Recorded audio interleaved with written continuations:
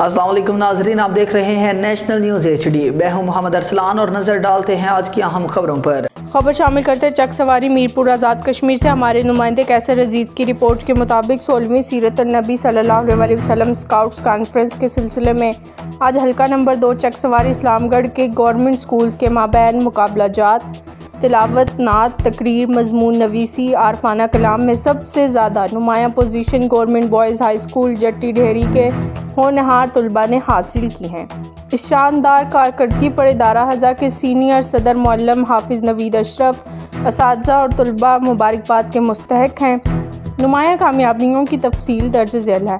Shaheen scouts category मुकाबला जात सुबहान अली दोम पोजीशन, मुकाबला नात मोहम्मद मुस्तफ़ा सोम पोजीशन, मुकाबला तकरीर मोहम्मद उमर अव्वल पोजीशन, मुकाबला आरफाना कलाम अब्दुर्रहमान अव्वल पोजीशन, मुकाबला मजमून नवीसी इनाम कासिम अव्वल पोजीशन।